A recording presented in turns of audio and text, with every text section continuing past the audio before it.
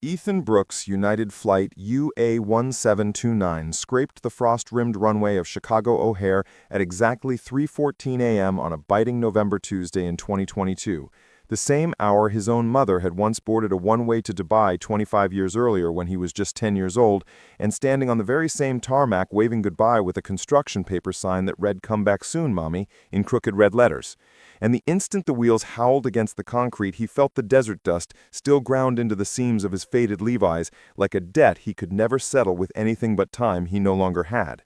Because he had replayed this homecoming in the humming break room of a Dubai warehouse for 36 straight months.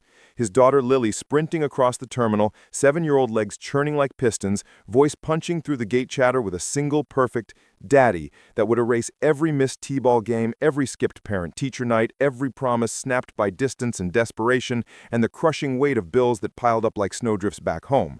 But instead, the arrivals hall delivered the low drone of baggage belts, the burnt butter smell of a 24-hour Cinnabon, and the sight of his sister Jessica leaning against a pillar, with Lily balanced on her hip like a package marked fragile, her hair twisted into 2 neat braids tied with blue scrunchies he had never bought, and her eyes, his eyes, hazel and sharp, scanned him with the polite caution kids give mall cops. And Ethan dropped his scuffed duffel, knees cracking like cheap ice, arms flung wide for the collision that never came, because Lily twisted toward Jessica and whispered, loud enough for the whole gate to hear, "Auntie, who's this man?" And the word "man" ricocheted inside Ethan's chest, bounced off every rib, and lodged behind his sternum like a bullet he couldn't cough up.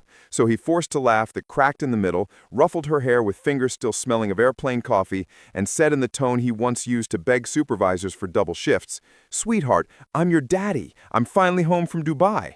And Lily nodded the slow, deliberate nod of a child humoring a teacher she hasn't decided to trust yet, slid down Jessica's hip with the grace of a cat, and slipped her hand into her aunt's instead of his. And in the Uber home, the city lights bled across the rain-streaked window like watercolor left too close to the sink, and Ethan watched her reflection count streetlights, 1, 2, 3, 4, 5. Never once glancing sideways at the man who used to be her whole universe, and he wondered if 3 years was long enough to erase a father, or if some things just got buried under routine and new bedtime stories told by someone else. And he stared at the back of her head, at the tiny cowlick that used to tickle his chin when he carried her on his shoulders through the Lincoln Park Zoo, and he felt the first real crack in the armor he'd built out of pride and paychecks and the lie that money could fix anything. Jessica's walk-up sat above a coffee shop on Logan Square's Milwaukee Avenue, 3 flights of creaking stairs that smelled of espresso, exhaust, and the ghost of yesterday's cinnamon rolls. And Ethan's childhood bedroom had been converted into Lily's kingdom, walls plastered with Paw Patrol decals, a twin bed draped in a comforter printed with rockets and stars he hadn't paid for, a bookshelf sagging under the weight of chapter books whose titles he couldn't pronounce because he'd missed the phase where she learned to read, and he dumped his duffel on the futon in the living room, told Jessica he'd take the couch, no big deal, and spent the first night staring at the ceiling fan's lazy rotation while Lily's muffled laughter from some Netflix show leaked through the drywall like a taunt. And he counted the seconds between her giggles, 4, 5, 6, trying to match them to the heartbeat he used to feel when she fell asleep on his chest during Sunday football. And dawn arrived with the distant rumble of the blue line, the clatter of stainless steel lunchboxes, and the realization that her daughter woke, dressed, ate, and left for school without once crossing the threshold of his new exile. And he caught her at the door, backpack bouncing against her spine like an impatient heartbeat, uniform pleats sharp enough to slice bread, and tried again. "Hey kiddo, how about ice cream with Daddy after school? We'll hit Margie's Candies. You still like the hot fudge sundae with extra cherries?" And she glanced at the Uber idling at the curb, meter already ticking, then back at Ethan, and answered in the careful English she'd learned from PBS cartoons. "Auntie says homework first, maybe later." And the car pulled away, tires hissing through puddles, leaving Ethan holding 2 melting cones from the 7-Eleven clerk who used to call him bro when he was still somebody's husband. And he stood there in the drizzle until the cones dripped on his boots because the sweetness had turned bitter the moment Lily looked through him like he was made of glass. And he walked back up the 3 flights with the sticky mess in his hands, dumped the cones in the trash, and sat on the futon staring at the wall where a photo of him and Lily at Navy Pier, her 3, him grinning, both covered in cotton candy, used to hang. But now it was gone, replaced by a framed drawing of a unicorn with a rainbow mane, and he wondered when exactly he'd been erased from the gallery of her life. The first week dissolved into a rhythm of almosts. almost a smile when he packed turkey and cheese cut into perfect triangles with the crusts removed the way she used to demand, almost a hug when he waited at the school gate clutching a mylar balloon that screamed "Welcome home" in red foil, only to watch it deflate in the wind as Lily walked past without a glance. Almost a bedtime story when she fell asleep clutching the stuffed giraffe Jessica had sewn from Ethan's old Bears jersey the week he left. And he memorized the choreography of her life the way a stalker learns locks. Dismissal bell at 2:45 sharp, soccer practice on Tuesdays at Humboldt Park where she wore the number 7 jersey he'd never seen, art club on Thursdays at the community center where the mom still asked Jessica if the dad was ever coming back, and birthday party invitations arrived in her backpack like little blue grenades. Sleepovers at Madison's house, the freckled boy who carried her water bottle and knew her favorite color was teal, pizza nights at Lou Malnati's where she ordered extra cheese and no mushrooms, a superhero-themed bash at the trampoline park where she'd jump higher than anyone, all addressed to guest and parent, the parent never named Ethan. And he began lingering across the street from Lincoln Elementary, half hidden behind the coffee cart's cloud of espresso and steamed milk, counting the seconds between the bell and Lily's emergence. And she always appeared in the same order, first the twins with matching braids and light-up sneakers, then Masson juggling 2 water bottles and a soccer ball, then Lily scanning the crowd with the calm authority of a girl who had never needed rescuing. And Ethan's chest ached with the precision of her independence. He told himself he was giving her space, but the truth tasted like pennies. He was the one learning how to orbit without touching. And every day he watched her laugh with Masson, kick the ball higher than last week, wave goodbye to friends with the confidence of a girl who had built a new solar system while he was gone, and he wondered if the gravity between them had weakened beyond repair. And he started taking notes in a small spiral notebook he kept in his jacket pocket. Her favorite snack was now goldfish crackers instead of animal cookies. She hated the crusts on sandwiches now. She could tie her shoes with bunny ears. She knew all the words to the new Taylor Swift album, and he wrote it all down like a scientist documenting a species he was no longer part of. And one Thursday he watched her present a diorama of the solar system at the science fair, complete with a handmade Saturn ring made of glitter and cardboard. And she won second place, and Masson high-fived her, and Ethan stood behind the coffee cart with tears freezing on his cheeks because he hadn't even known there was a science fair.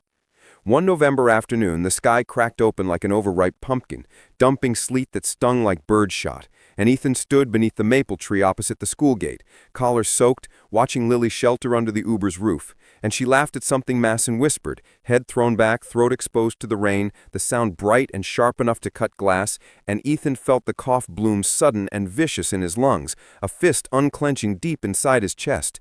And he turned away to spit into the gutter, expecting the usual smoker's phlegm, but the palm that came away was spotted crimson, bright as the cherries he used to fish out of his sundae. And he stared at it for a full minute, the sleet melting the blood into pink streaks, and he knew before the doctor even said it. And the clinic on Milwaukee Avenue had peeling paint, a flickering fluorescent tube, and a doctor who smelled of iodine and wintergreen gum. And Dr. Reynolds slid the CT scan against the light box, traced the shadow with a ballpoint pen that clicked too loud and spoke in the flat tone reserved for verdicts. Stage 4, Ethan. Adenocarcinoma, both lungs. 6 months if the chemo buys time, maybe less if it doesn't. And Ethan heard the words the way one hears a smoke alarm at 3 a.m., distant, inevitable, already too late. And he asked for a second opinion, received the same sentence in politer English from a specialist at Northwestern, and walked out into the sleet carrying a manila folder of scans he would never show Lily. Because how do you tell a 7-year-old that the father she's just learning to forget is about to disappear for good? And he sat on a bench outside the clinic and watched the city move around him. Commuters rushing to the Blue Line, a food truck selling hot dogs, a dog walker with 6 leashes tangled like Christmas lights. And he realized the world would keep spinning long after he was gone, and Lily would keep growing. And the thought terrified him more than the cancer. That night he sat on the futon with the folder unopened, sleet drumming in the fire escape like impatient fingers, and Lily's door creaked. She padded out in her rocket ship pajamas, eyes puffy from nightmares about monsters under the bed. And Ethan opened his mouth to ask what was wrong, but she climbed onto the futon without invitation, curled against his side like a comma, and fell back asleep with her thumb in her mouth, the same thumb he used to kiss when she was 2 and teething. And he stayed perfectly still, afraid the smallest movement would shatter the moment. And in the half-dark he noticed the faint scar on her knee, The one from the day he taught her to ride a bike in Grant Park, the day he left for Dubai exactly 3 weeks later, and the scar was still there, the memory was not. And he inhaled the scent of her bubblegum shampoo and felt the cancer shift inside him like a sleeping animal stirring, and he realized the clock wasn't just ticking, it was counting down in heartbeats he no longer owned. And he made a decision right then, in the dark, with his daughter's breath warm against his arm. He would not vanish without a trace. He would build a bridge of light and sound that would outlast his body, and he would start tomorrow. The next morning, he bought a second-hand iPhone 13 from the pawn shop on Fullerton, locked the bedroom door against Lily's curious knocks, and began recording. One video for every birthday he might miss, starting with her 8th on October 17 and stretching to her 100th if the math allowed. And he spoke of the time she was 3 and insisted the moon followed their Uber home from Navy Pier, chasing them all the way down Lakeshore Drive. Of the scar on his own knee from the day he taught her to ride that bike, the training wheels clattering like loose change. Of the recipe for chocolate chip pancakes his mother had whispered on her deathbed in a Florida hospital he'd never visited because he was too busy chasing dollars that turned to dust. And he cried only once, on camera 27, when he confessed, "I left because I thought money could buy back time, but all it bought was this empty space where your hand should be." And Lily, sensing the late-night glow under his door, began leaving crayon drawings outside, stick-figure daddies with oversized smiles and baseball caps, until one evening she pushed the door open and caught him mid-sentence, eyes red, phone propped on a stack of her old picture books. And she didn't speak, just climbed onto the futon and rested her head against his arm, the first voluntary touch in 3 years. And Ethan kept recording, voice cracking. "This is for the day you turn 12 and think the world is unfair. Remember, unfair is just love wearing a different face." And from that night on, she fell asleep beside him every time he filmed, her breathing syncing with his whispered stories like a metronome keeping time for a song only they could hear. And he filmed in stolen moments, on the Red Line at 5 a.m. before his warehouse shift in Elk Grove Village, in the laundromat on Diversey while her uniform spun in industrial dryers, and in the oncology waiting room at Rush between blood draws and nausea that tasted like copper. And he told her about the first time she said "dada" and pointed at a seagull on the Adler Planetarium lawn instead of him, about the way she used to fall asleep on his chest during Sunday football games, her breath syncing with the quarterback's cadence, and he taught her how to make grilled cheese without burning the edges, how to parallel park using the cracked side mirror in Jessica's Honda Civic, how to spot a lie in a boy's eyes before he even opens his mouth. And he recorded apologies in simple English, lullabies in one key, and one exhausted 3 a.m. rant about how the Cubs breaking the curse in 2016 was nothing compared to the curse of missing your kid's first loose tooth. And he filmed through the pain, through the nights the morphine made his tongue thick, through the morning Lily found him on the bathroom floor and called 911 with the calm of a girl who had practiced emergencies in her head. And in the hospital room that smelled of bleach and wilted daisies, IV pole rattling like a shopping cart, he recorded the final video at 4:12 a.m., and Lily slept in the vinyl recliner, one sneaker dangling off her foot, mouth slightly open, and Ethan looked straight into the lens and said, "Kiddo, my moon chaser, if you're watching this, it means I broke my promise again, but not completely. I'm in the way you'll always check the rearview mirror for the moon, in the gooey center of chocolate chip pancakes on Saturday mornings. In every story you'll tell your own kids about the daddy who learned too late that love isn't a place you leave, it's the road you never stop walking." And he saved the file, labeled it 100.mp4, and slipped the phone into the envelope with his mother's letter, the one he wrote at 10 begging her not to leave for Dubai, the same plea now echoing in his own voice, and sealed it with the same trembling hand that once wrote, "Don't leave me alone," in purple crayon. And outside, the L train rumbled past the window like a heartbeat, and Ethan closed his eyes, knowing the bridge he had failed to cross was now a lifeline of 100 glowing messages, each one a heartbeat he'd borrowed from tomorrow to give back to his daughter today. And the videos lived on a password-protected drive labeled simply L. And Jessica swore to deliver one every birthday, no matter where Lily was. College dorm at UIC, first apartment in Wicker Park, wedding morning in a loft overlooking the river, hospital delivery room where she'd push out her own daughter. And Lily grew taller, voice deeper, laugh louder, but every October 17, she locked her door, plugged in headphones, and pressed play. And at 8, she cried because Daddy's beard was scratchy in the thumbnail. At 12, she laughed at his terrible pancake flipping skills. At 16, she paused on the frame where he said, "Boys will tell you you're pretty. Make them prove you're irreplaceable," and texted her first boyfriend to come pick up his hoodie. At 21, she watched number 21 with a root beer float and texted Jessica, "Tell him I get it now." At 30, she played number 30 for her own daughter who asked why Grandpa's eyes were so sad, and she answered, "Because he loved us enough to stay even when he had to go." And Ethan's body was cremated on a Tuesday in November, ashes scattered over Lake Michigan at sunrise because he'd once told Lily the water was just the sky taking a nap. And the videos kept coming, and number 50 arrived on her 30th birthday with a post-it from Jessica. "He filmed this the day you lost your first tooth, said you were braver than he ever was." And Lily watched her 7-year-old self wiggle the gap with pride, Ethan's voice in the background, promising $1 from the tooth fairy and a lifetime of proud. And she cried so hard the mascara ran into her coffee, then saved the file to her daughter's tablet, labeled, "For when you lose your first tooth."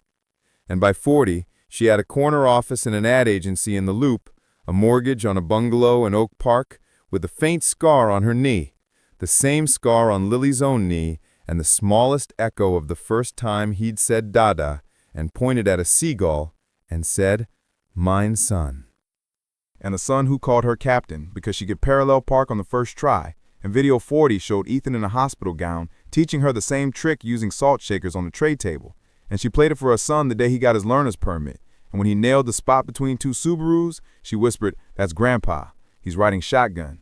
And at 50, the video was just Ethan's face, gaunt but smiling, saying, "If you're watching this, you're older than I ever got to be. Don't waste a single day being anyone but exactly who you are."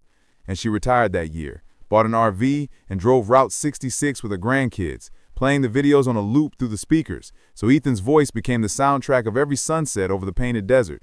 And at 75, she sat in a nursing home in Evanston that smelled of cinnamon and antiseptic, her granddaughter's hand in hers, and the nurse wheeled in a tablet with video 75 queued up, and Ethan's face filled the screen, younger than she was now, eyes bright with borrowed time. "This is for the day you think you're too old to start over," he said. "You're not. The moon still follows you home."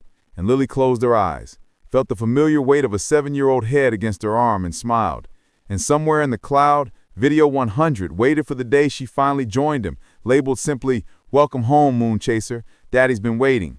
And every year on October 17th, somewhere in Chicago, be it a dorm room, a delivery room, a corner office, or a quiet lakefront bench, a new 7-year-old pressed play on a video from a grandfather she never met, and the moon followed her all the way home, just like he promised. And the story of Ethan and Lily didn't end with his ashes. It multiplied, and her daughter Emma grew up believing her grandfather lived in the cloud, accessible with a password and a birthday. And Emma's son Jack learned to ride a bike while video 12 played on the loop. Hold the handlebars like you're holding tomorrow, not yesterday. And Jack's daughter Luna, named after the moon her great-grandfather chased, watched video 88 on her wedding day, Ethan's voice cracking as he said, "Marry someone who looks at you like you hung the moon," because you did. And Luna's children, born in a world of self-driving cars and augmented reality, still press play every October 17th, Ethan's face flickering on holographic screens, his words unchanged. "Love isn't a place you leave. It's the road you never stop walking." And centuries passed, and Chicago's skyline morphed. The lake rose and fell, but the videos endured. Backed up, migrated, encrypted, preserved by a trust Jessica established with Ethan's life insurance. And on October 17th, 2525, a girl named Luna the 12th, stood on the shore of what was once Lake Michigan, now a vast inland sea, and opened the drive labeled L, and Video 100 played for the 10,000th time. Ethan, 35 and dying, smiling through the pain. "Welcome home, moon chaser. Daddy's been waiting." And she looked up, and the moon, larger now, closer after centuries of tidal engineering, hung low in silver, following her reflection across the water. And somewhere in the static between stars, Ethan's laugh echoed, unchanged, eternal. And the moon, as always, followed her home.